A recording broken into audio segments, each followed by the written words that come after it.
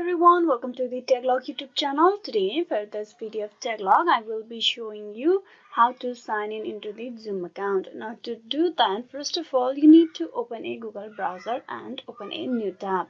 There on the search bar, you type in zoom.com and press enter, which will direct you to the official web page over here. On this page, you need to click on sign in over here on the right side, click on sign in, which will direct you to the sign-in page of Zoom. On this page, what you have to do is you need to provide your account credential, that is the email address and the password to get logged in.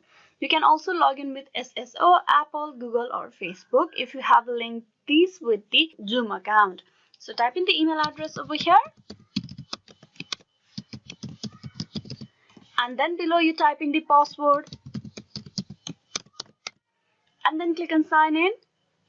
And with that, you have been signed in into the Zoom account. You need to make sure that you input the correct account details, that is the correct email address and the correct password.